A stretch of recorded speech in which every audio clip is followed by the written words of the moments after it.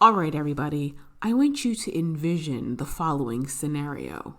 You've decided that you're going to recreate Longwood Garden in your backyard. You've drafted a plan that would make even the most in-demand garden designer envious.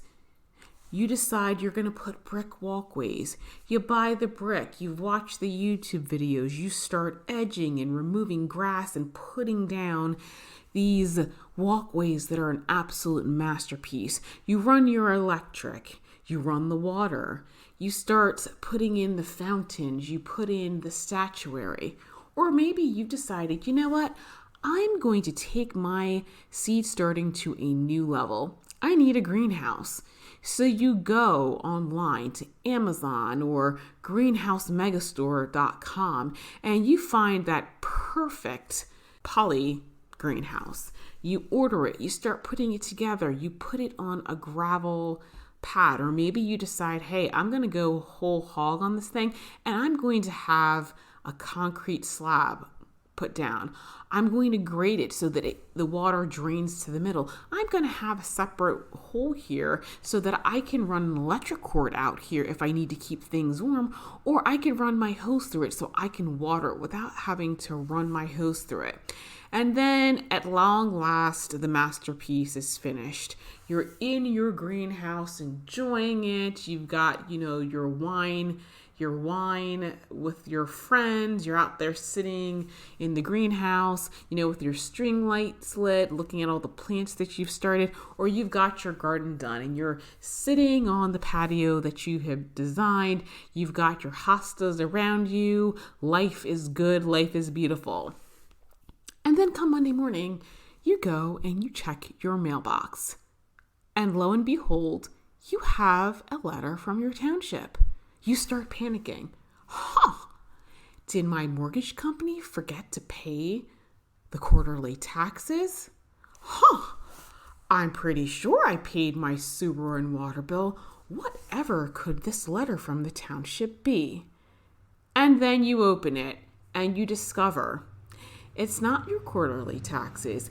It's not anything from the utilities department. It's about your garden. And the fact that you have run afoul of a zoning or planning or even construction code.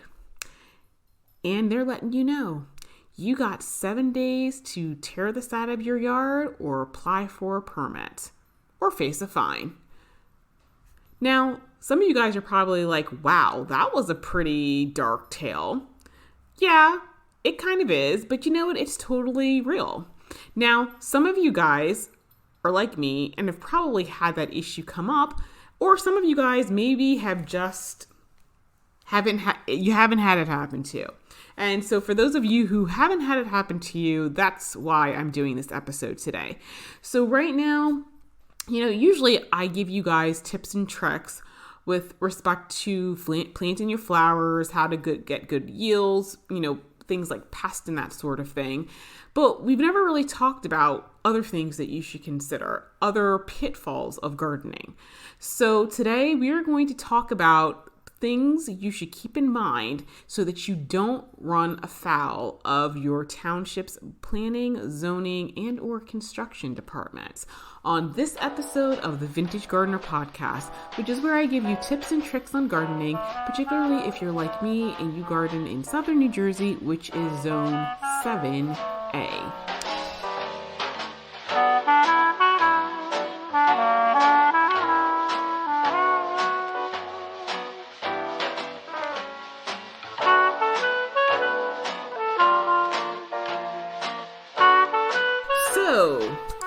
Zoning, planning, and construction, that's typically not something you think of when you're planning a garden, because you would think, well, gee, how is, putting some plants in or, putting a gravel, walkway down, like why on earth would I have to get permission to do that? I mean, it's a garden. It's beautiful.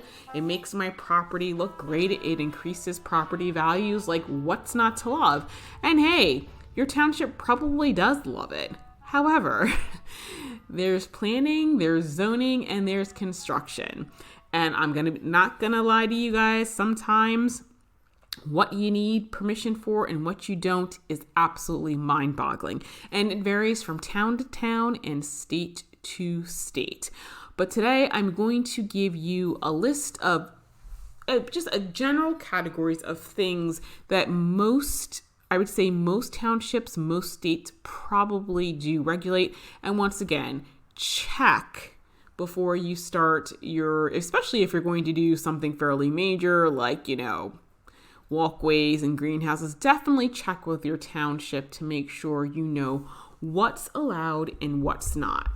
So without further ado, let me consult my list of things that you should probably check with your township to see if you need permission. The first thing you might actually want to check with your township, I don't know if it would be planning or zoning. A lot of times I know a lot of municipalities have their municipal codes online and it's electronic so you can search it, but check for prohibited plants, because there are some plants that you are actually prohibited from growing in your yard. Now, I'm going to name one, and most of you guys are probably familiar with it, but bamboo. A lot of townships in my area, including my own, do not allow you to plant bamboo because of how invasive it is. So that really is the key, people. Plants that are invasive, there may be a prohibition where you live on them. I can tell you that where I live, there's prohibitions on bamboo. For people who have it, you have to, they make you take some pretty extraordinary measures to make sure that it is not spreading beyond your yard. So check on that. I don't recall seeing in my township's ordinances that we can't grow wisteria. I would never put it in the ground, but things like that, because I know in one of the towns near me, I believe it's Rancocas and Rancocas Woods. I know an attorney I have cases with told me that one of her neighbors planted wisteria, and basically it's like taking over the whole neighborhood, and basically every year they're waging constant warfare against this wisteria, trying to keep it off the property.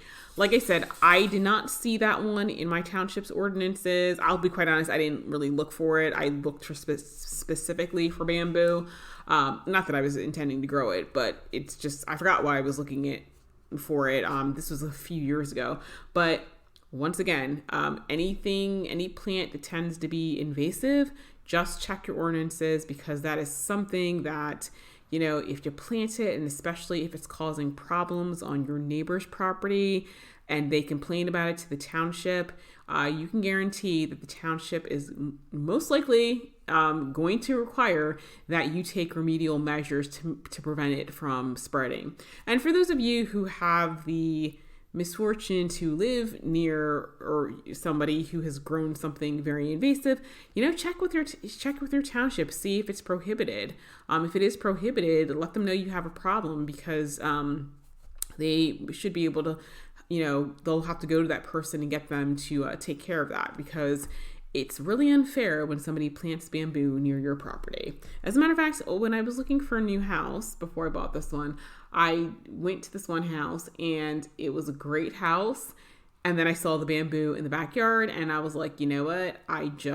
That's just not something I wanted to have to deal with.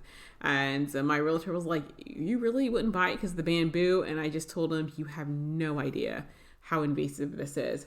I did a tour of the Triple Oaks nursery and the garden around that property with the owner's son, and he told us that it takes about 5 years to eradicate bamboo. So something you guys should check. Next thing you might want to check on is tree removal.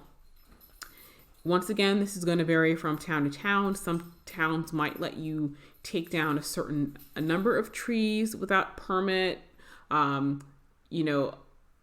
for example, they may require that you replace a tree, like especially if you live in like a wetlands area or, like a state forest area. If you take down a tree, they may require that you plant a tree to replace it. But don't just assume that you can just go onto a property and take down whatever trees you want. Yeah, I mean, generally speaking, if you have something that's diseased, or you got something that's dead, or, is in danger of hitting your house, or like basically, gonna fall on the sidewalk where people are walking, those typically, because those are emergent, you're usually okay. But if there's a big sycamore tree that's standing between you and gardening bliss, yeah, you might want to check before you start taking that baby down, because once again, that's something that may put you, you're going to get a nasty little note. And you may actually have to go before a board or something to explain why you took that tree down. And so things like that do happen. The other thing, if you have public water, make sure you have those lines marked out before you start digging. But if you have septic and well, if you're going to be doing something where you're digging in the ground, definitely check with your county or state's health department, because usually septic is regulated under that. Check with them to see whether or not you have to submit a plan. Sometimes it's just a hand-drawn plan with some distances marked out, because when you have septic, you have drain fields. Obviously, you don't want to do anything that's going to damage the drain field, because that's going to cause issues. If you have wells, you don't want to do anything that's going to interfere with the wellhead. So just check, because the last thing you want to do is have something put down and then, for example, you got to replace your septic, and basically a bunch of stuff has to get torn out, or it damages your well, or basically now you have no drain field. So just check. It may be a simple process, it may be complicated, but it's better to be safe than sorry. Let's see. Then something that may come up is patios. Like if you're going to put down a brick patio, and I know that for a lot of people, that's one of those DIY projects. You just go to get bricks from Lowe's, you start, you level your area, you get that sand, that compacted sand, you put the little gravel, and you just kind of go. Some townships do, in fact, have regulations with patio. I can tell you in the area that I live, there is one, because I live near what's called the Pinelands Commission, and there is an issue with covering too much of your lot and anything that would be an impervious surface. So I know a lot of times you might not think of a patio as, well, gee, that's something that's not that, doesn't seem like that big of a deal, or that's a DIY thing, but it can, you may need a permit. So that's one of those things you should definitely check. With zoning, obviously, if you're going to put up things like fencing, you're going to need a zoning permit in most cases for that. They're going to dictate to you what types of fencing you can put up, how tall the fencing can be, even if it's temporary fencing. For example, I asked whether or not I'd be allowed to put up deer netting around my vegetable garden, and despite the fact that the deer netting would not be permanent, I was told, yeah, you need a permit for that, which to me was a little bit ridiculous, seeing how that the deer netting would come down at the end of the season. But I'm just telling you, that's what I was told. Other things, zoning. If you're going to have a shed or a greenhouse, I can tell you where I live, sheds and greenhouses are both considered accessory structure, and they do regulate the size. Like for example, I think I can have a greenhouse or shed that be up to 200 square feet. After that point, I would be required to get a variance. Of course, if you have a greenhouse where you're going to have electric and water going to it, don't assume that you can just run an extension cord out there. That's a construction issue.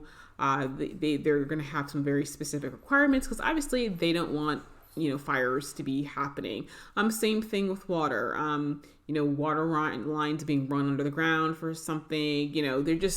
The requirements seem tedious, and yes, they can get expensive, but trust me, they have those requirements because somebody somewhere has done something that has caused a horrible problem and probably affected a whole bunch of other people, and they don't want that sort of thing to happen. So once again, just check. I know a lot of townships may have a restriction on how many accessory structures you can have on your property. If like for me, I have about an acre, and so I'm allowed one accessory structure. If I had 2-acre properties, I would be able to get away with one. But like I said, there's instructions on what you can and can't do. And so just check, because the last thing you would want is to have a shed and a greenhouse, and then, having spent money on having a greenhouse installed that you did yourself, and then have the township come and tell you that, oh, by the way, you have to have that removed, or potentially you have to get a variance. And getting a zoning variance and the construction variances are extraordinarily expensive. So that's one of those things you definitely check. The other thing is water collection. I know for a lot of us, we want to conserve water. We want to attach rain barrels to their house. That is one of those things you definitely check with your township, check with your state. There is a state, and I apologize because I did know the name of the state because I actually researched it. But in that state, water collection systems, like collecting rain off your roof, is prohibited, and it goes back to some ancient riparian laws with who owns the waterways, that sort of thing. Some places may let you do it, but they may restrict how much of it you can actually collect, because once again, that rainwater is not actually making it back to the ground. So once again, that's just something for you to look into, because it just is one of those things that you may not have considered. Another thing is, lot coverage. I can tell you in my town, you can't cover more than 50% of your yard. Now, granted, I live in a rural area, so a lot of times that it's not generally a problem because people's lots tend to be larger. So, for those people who have 2 acres, well, you're not going to cover an acre with a house. So it's probably less of an issue. But if you're in a smaller, in a development with smaller lots, how much of your lot you have covered is something that you should take into consideration. They may calculate, impervious surface, find out what they consider to be an impervious surface. You may be very surprised. And so I'm trying to think, is there... Yeah, I think that's pretty much it. So guys, even if you read the ordinances, you could still run afoul of your township zoning laws, because I can tell you right now, ordinances are not clearly written. And I know for those of you guys who follow me on YouTube, you guys have heard me reference the fact that I'm an attorney. So obviously reading ordinances is one of those things that I've been trained to do. And I can tell you that I read ordinances, I read my own township's ordinances, and there's a lot of things that, based upon reading the ordinances and looking at their website and reading the information, do not appear to be included, and I have since found out that they actually do regulate it. Just to give you guys, I know my own personal story, the fountain that's in my front yard, that's absolutely beautiful, apparently is a zoning issue. Now, I researched it. I looked at the ordinances. I looked at the website. They give you a list of things you need zoning permits for. It's not listed. They say, they say you have to get something for accessory structures. They define it. Garden fountains are not in there. It's just not clear. It just appears that you only need permits for maybe 6 or 7 things, none of which I was actually doing. I did get a permit because I had to have an electrical outlet run out there for the pump. The construction department, and I would imagine it's this way in most places, construction, planning, and zoning all work together. They have to know about each other's departments because, for example, even if you apply for a zoning permit, if they're going to ask you what you're doing, and they may ask for pictures, and they may say, oh, actually for this, you're going to need a construction permit, and vice versa. So they're pretty cognizant of what the requirements are. And so typically if you're doing something, you request for a permit, they're not going to approve anything unless you've gotten all the correct permits. So I did apply for the electrical permit, which is part of the construction department. The outlet is located right next to the fountain, right next to the base. The electrical engineer or whoever the construction official is, I'm not sure if it's an electrical engineer or if it was just the township inspector, came out. They saw the electrical outlet right next to the fountain pool, and I was home that day. They never knocked. They never said anything. They never asked any questions. I never got a phone call. They simply walked out, saw it, and stuck a sticker on it saying approved. So, that fountain base has been there for months. It's on my front yard. Everybody and their moms from a couple of towns over have been seeing it. Like I said, I got what I thought was the appropriate permit. I was approved. There was no questions asked. They never told me I needed additional things. And so I was like, okay, good. I complied with everything that I thought I based upon my review of the ordinance, based upon the fact that I got my approvals, I believe that I had complied. So you can imagine my surprise when this past June, I got a letter from the zoning department saying, oh, this is actually an issue. So I called. First off, my fountain is not a permanent feature, because that's another thing with zoning, is that a lot of times they concern themselves with things that are permanent fixtures. That fountain, although it is big, it would be referred to as semi-permanent because I can dismantle it and move it. And for example, if I decided to leave my house, like if I wanted to sell it and move on, I could take it with me. And typically they're not really interested in things that are movable, because that's usually not what they're concerning themselves with. So I explained it. Well, it's not permanent. And I explained that situation, and they got kind of quiet. They're like, well, it covers the ground, so that's lot coverage. And I'm like, okay. And they was like, you would have needed a permit from construction. And I said, well, I did get a permit for the outlet. And they were like, you did? And I was like, yeah. And I said, and I explained to them where it was located. And they said, well, what was up when they came? So I explained to them what was there.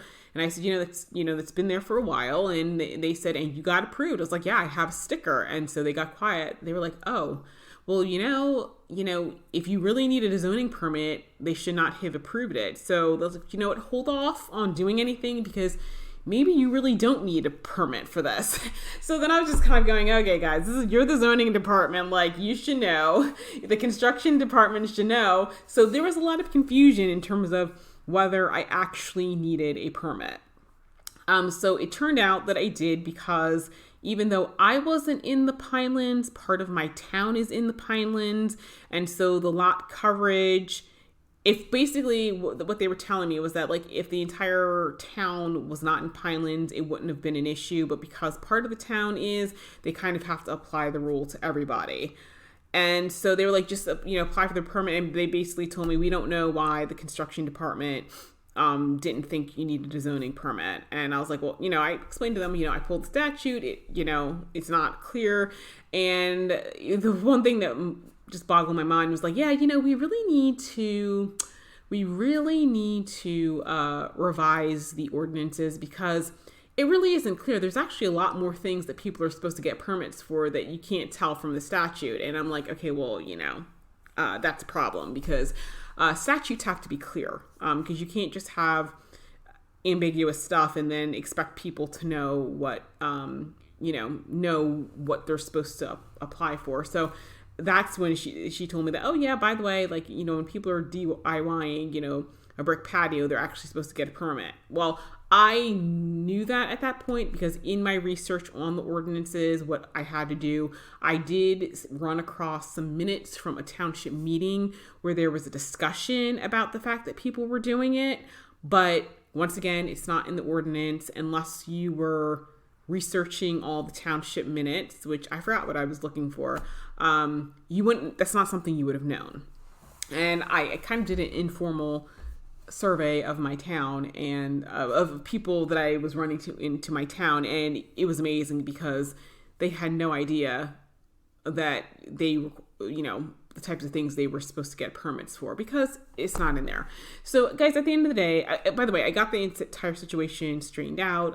It was not a problem. I got approved within a couple days. It wasn't an issue. But at the end of the day, you can read all the ordinances and do all the research. And, you apply for what you think is the appropriate permit and basically still have the township mess up. Because like I said, I think the township didn't get back to me for like a week because they were trying to figure out whether or not I really needed a permit because they weren't even sure. So at the end of the day, just check with your township, explain what you're doing. If you have pictures, take them, so they can, because at the end of the day, like I did actually talk to the zoning officer and explain to her, like, for example, a greenhouse versus a hoop house and what I was going to be doing with it, to find out whether or not you do need a permit. Because, like, for example, with the hoop house that I want to get, if it doesn't have a bottom and some other things, then no, that's not one of those types of things I would need a permit. There isn't like a restriction because of the size. And so it was just, like I said, I want to be careful. And of course, I'll document that conversation because if it becomes an issue, I can say, hey, listen, on this date, I spoke to you, I asked you this, and this is what you told me. And, sometimes they'll say, well, I didn't understand. And sometimes things change and and it's not really clear. Most people don't understand, will not realize that something has changed and that sort of thing. Because I'll be quite honest, sometimes townships can be kind of bad about letting the people know that there are revisions to the ordinances. So guys, that is a quick and dirty, overview of things that you might need permits for in your town. That's not an exhaustive list. Like I said, they vary from town to town. They vary state from state. Some states have environmental concerns that other states don't have. So just whatever it is, just make sure that you're complying with wherever it is that you live so that you don't get a notice and that you don't get fined. And even if you get notice, at least if asked questions and applied for what you thought was appropriate, they can at least see that you are not just trying to pull a fast one. You really, they can say, well, yeah, we made a mistake. They really should have told you needed to do this, which is what happened in my case because the construction department totally missed that. So anyway, guys, that is the end of this episode. I hope you guys found that to be helpful. If you guys have any questions, like I said, just direct them to your planning and zoning boards. And just so you guys know, I did pick a topic for the new Garden Party podcast. It will be held on October 29th at 8 p.m. on Podbean. And the topic is, what was your favorite flower from 2021? So I hope to see you guys at the party. Thank you guys so much for listening, and I will see you guys in the next episode.